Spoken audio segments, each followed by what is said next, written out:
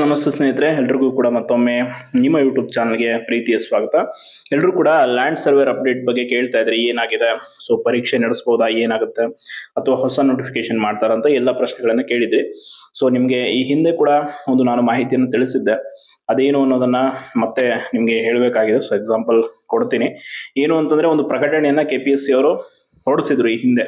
ಈ land surveyor exam ಅಂದ್ರೆ notification related. ಏನು ಅಂತಂದ್ರೆ, ಈ ಒಂದು ಲ್ಯಾಂಡ್ ಸರ್ವೆ ನೋಟಿಫಿಕೇಶನ್ ಏನಾಗಿತ್ತು ಮೊದಲು 29/2/2024 ಭೂಮಾಪನ ಕಂದಾಯ ವ್ಯವಸ್ಥೆ ಮತ್ತು ಭೂ ದಾಖಲೆಗಳ ಇಲಾಖೆಯಲ್ಲಿನ ಭೂಮಾಪಕರ ಉಳಿಕೆ ಮೂಲ ವೃಂದ 264 ಮತ್ತು ಹೈದರಾಬಾದ್ ಸ್ಥಳೀಯ ವೃಂದ 100 ಹುದ್ದೆಗಳಿಗೆ ಅಧಿಸೂಚನೆಯನ್ನು ಹೊರಡಿಸಲಾಗಿತ್ತು. ಫಸ್ಟ್ ನೋಟಿಫಿಕೇಶನ್ ಆಗಿದ್ದಂಥದ್ದು 29/2/2024 264 ನಾನ್ HK 100 HK ಹುದ್ದೆಗಳಿಗೆ ನೋಟಿಫಿಕೇಶನ್ ಆಗಿತ್ತು. ಸೊ ಅದಾದ್ಮೇಲೆ ದಿನಾಂಕ 11/3/2024 10/4/2024 ಅಪ್ಲಿಕೇಶನ್ ಅನ್ನು ಕೂಡ ಕರೆಯಲಾಗಿತ್ತು. ಅದಾದ ನಂತರ ಸದರಿ ಇಲಾಖೆಯವರು ದಿನಾಂಕ 6/7/2024 ಪತ್ರದನ್ವಯ ಉಳಿಕೆ ಮೂಲ ವೃಂದದ 296 ಮತ್ತು ಹೈದರಾಬಾದ್ ಸ್ಥಳೀಯ ವೃಂದದ 90 ಭೂಮಾಪಕರ ಹೆಚ್ಚುವರಿ ಹುದ್ದೆಗಳಿಗೆ, ಅಂದ್ರೆ ಫಸ್ಟ್ ನೋಟಿಫಿಕೇಶನ್ ಆಗಿತ್ತು ಅಂಡ್ ಅಗೇನ್ ಏನ್ ಮಾಡ್ತಾರೆ, 296 ನಾನ್ HK 90 HK ಪೋಸ್ಟ್ಗಳನ್ನ ಆಡ್ ಮಾಡಿ 22/11/2024 ಸೇರ್ಪಡೆ ಅಧಿಸೂಚನೆಯನ್ನ ಹೊರಡಿಸಲಾಗುತ್ತೆ. ಸೊ ಇಲ್ಲಿ ಫಸ್ಟ್ ನೋಟಿಫಿಕೇಶನ್ ಆಗಿದ್ದ ಪ್ರಕಾರ ಎಕ್ಸಾಮ್ ಆಗೋಗ್ಬಿಟ್ಟಿದ್ರೆ ಇದು ಯಾವ್ದು ಸಮಸ್ಯೆ ಆಗ್ತಾ ಇರಲಿಲ್ಲ. ಬಟ್ ಅಗೇನ್ ಸೇರ್ಪಡೆ ಅಧಿಸೂಚನೆಯನ್ನ ಹೊರಡಿಸಿದ ಮೇಲೆ ಏನಾಗುತ್ತೆ ಇಲ್ಲಿ ಸಮಸ್ಯೆ ಅಂತಂದ್ರೆ, 22/11/2024 ಸೇರ್ಪಡೆ ಅಧಿಸೂಚನೆಯನ್ನು ಹೊರಡಿಸಲಾಗುತ್ತದೆ. ಸೊ ಹಾಗಾಗಿ ಸರ್ಕಾರದ ಆದೇಶ ಇರುತ್ತೆ. ಏನು ಅಂತಂದ್ರೆ, ಒಂದು ಸುತ್ತೋಲೆನ ಹೊರಡಿಸ್ತಾರೆ. ಈ ಒಳ ಮೀಸಲಾತಿ ವಿಚಾರವಾಗಿ ಯಾವ್ಯಾವ್ದು ನೋಟಿಫಿಕೇಶನ್ಸ್ ಆಗಿದೆ, ಸೊ ಅದಾದ್ಮೇಲೆ ಆದೇಶ ಆದ್ಮೇಲೆ ಸುತ್ತೋಲೆಯ ಅನುಸಾರ ಅದನ್ನು ತಡೆ ಹಿಡಿಯಿರಿ ಅಂತ.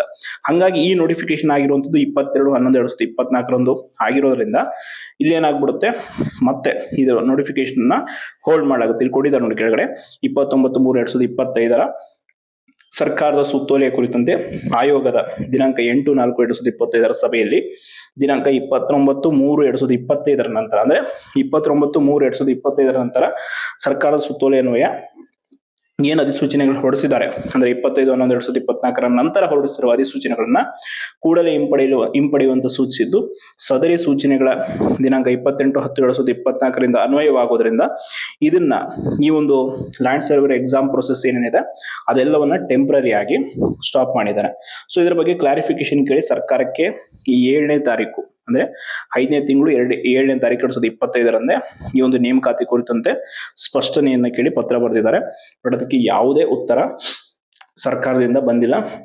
ಬಟ್ ಈಗ ಆಲ್ರೆಡಿ ಕಂದಾಯ ಸಚಿವರು ಕೃಷ್ಣ ಬೈರೇಗೌಡರಿಗೆ ಪರೀಕ್ಷೆ ನಡೆಸುವಂತ ಮನಸ್ಸಿತ್ತೋ ಏನೋ, ಬಟ್ ಯಾಕೋ ಇದು ಎಕ್ಸಾಮ್ ಸ್ಟಾಪ್ ಆಯ್ತು. ಅದಾದ್ಮೇಲೆ ಇನ್ನೊಂದು ನಿಮಗೆ ಇಲ್ಲೊಂದು ಮೊನ್ನೆ ಅಷ್ಟೇ ಬಂದಂತ ಮಾಹಿತಿ, ಅದೇನು ಅಂತಂದ್ರೆ, ಈ ನೋಟಿಫಿಕೇಶನ್ ರಿಲೇಟೆಡ್ ಅಂದ್ರೆ ಒಳ ಮೀಸಲಾತಿದೆಲ್ಲ ಆದ್ಮೇಲೆ ಪ್ರೊಸೆಸ್ ಪತ್ರಿಕೆಯಲ್ಲಿ ಬಂದಂತ ಮಾಹಿತಿ ಏನು ಅಂತಂದ್ರೆ, ಇಲ್ಲಿ ಇಲಾಖೆಗಳ ನೇಮಕಾತಿ ಅಂತೇಳಿ ಒಂದಿದೆ. ಇದರಲ್ಲಿ ಫಸ್ಟ್ ಪಾಯಿಂಟ್ ಕೊಟ್ಟಿದ್ದಾರೆ, ನಿಮ್ಗೆ ನೋಡಬಹುದು. ಭೂಮಾಪನ ಇಲಾಖೆಯಲ್ಲಿ ಖಾಲಿ ಇರುವ ಭೂಮಾಪಕರ ಹುದ್ದೆ ಪೈಕಿ 650 ಹುದ್ದೆಯನ್ನ KPSC ಮೂಲಕ ನೇರ ನೇಮಕಾತಿ ಭರ್ತಿ ಮಾಡಲು ಹೊಸ ಅಧಿಸೂಚನೆ ಹೊರಡಿಸಲಿದೆ ಅಂತ ಹೇಳಿದ್ದಾರೆ. ಅಂದ್ರೆ ಹೊಸ ನೋಟಿಫಿಕೇಶನ್ ಮಾಡಬಹುದು ಅಂತ ಹೇಳಿರುವಂತದ್ದು ಸರ್ಕಾರ. 650 ಹುದ್ದೆ ಭರ್ತಿಗಾಗಿ ಹೊಸ ನೋಟಿಫಿಕೇಶನ್. ಅಂದ್ರೆ ಇಲ್ಲಿ ನಿಮ್ಗೆ ಗೊತ್ತಾಗುತ್ತೆ, ಇವರು ಈ ನೋಟಿಫಿಕೇಶನ್ ಅನ್ನ, ಅಂದ್ರೆ ಈಗ ಆಗಿರೋ ನೋಟಿಫಿಕೇಶನ್ ಎಕ್ಸಾಮ್ ಮಾಡಲ್ಲ. ಸೊ ಎರಡೂ ಒಟ್ಟಿಗೆ ಮಾಡುವಂತ ಸಾಧ್ಯತೆಗಳಿದೆ. ಆಲ್ರೆಡಿ ಅಪ್ಲಿಕೇಶನ್ ಹಾಕಿದವರ ಪರಿಸ್ಥಿತಿ ಏನು ಅಂತೆಲ್ಲ ಪ್ರಶ್ನೆ ಕೇಳ್ತಾ ಇದ್ರಿ. ಸೊ ಅದ್ರ ಬಗ್ಗೆ KPSC ಸ್ಪಷ್ಟನೆ ಕೊಡ್ಬೇಕು. ಅಂಡ್ ಇದ್ರ ಜೊತೆ ಇನ್ನೊಂದು ಇಂಪಾರ್ಟೆಂಟ್, ಸದನದಲ್ಲಿ ಮೊನ್ನೆ ಶಶಿಕಲಾ ಜೊಲ್ಲೆ ಅವರಿಗೆ ಸಚಿವರಿಗೆ ಕೇಳಿದಂತ ಪ್ರಶ್ನೆಗೆ ಕಂದಾಯ ಸಚಿವರು ಉತ್ತರಿಸಿರುವಂತದ್ದು ಕೂಡ ನೀವು ನೋಡಿದಿರ.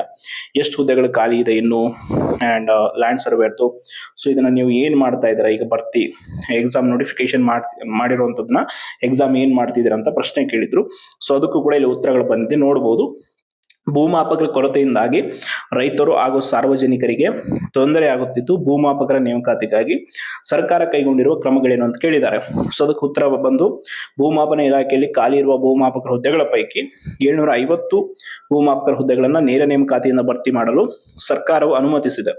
ಅದರಂತೆ ಕರ್ನಾಟಕ ಲೋಕಸೇವಾ ಆಯೋಗದವರಿಗೆ ನೇರ ನೇಮಕಾತಿಯಿಂದ ಭರ್ತಿ ಮಾಡಲು ಕೋರಲಾಗಿ ಕರ್ನಾಟಕ ಲೋಕಸೇವಾ ಆಯೋಗದ ಆಯೋಗವು ನೇಮಕಾತಿ ಸಂಬಂಧ ಅಧಿಸೂಚನೆಯನ್ನು ಹೊರಡಿಸಿರುತ್ತದೆ. ಬಟ್ ಅದನ್ನ ಹೋಲ್ಡ್ ಮಾಡಿರುವಂತದ್ದು ಯಾಕೆ ಅನ್ನೋದ್ರ ಬಗ್ಗೆ ಕೂಡ ಈ ಸ್ಪಷ್ಟನೆ ಕೊಟ್ಟಿದ್ದಾರೆ. ಸಿಬ್ಬಂದಿ ಮತ್ತು ಆಡಳಿತ ಸುಧಾರಣಾ ಇಲಾಖೆಯ ದಿನಾಂಕ 29/3/2025 ಸುತ್ತೋಲೆ ಅನ್ವಯ ದಿನಾಂಕ 25/11/2024 ನಂತರ ಹೊರಡಿಸಿರುವ ಅಧಿಸೂಚನೆಗಳನ್ನ ರದ್ದುಪಡಿಸಲು ಸೂಚಿಸಿದ್ದರ ಮೇರೆಗೆ ಕರ್ನಾಟಕ ಲೋಕಸೇವಾ ಆಯೋಗವು ನೇಮಕಾತಿ ಪ್ರಕ್ರಿಯೆಯನ್ನ ಜಸ್ಟ್ ತಾತ್ಕಾಲಿಕವಾಗಿ ರದ್ದುಗೊಳಿಸಿದೆ ಅಷ್ಟೇ, ಪರ್ಮನೆಂಟ್ ಅಲ್ಲ.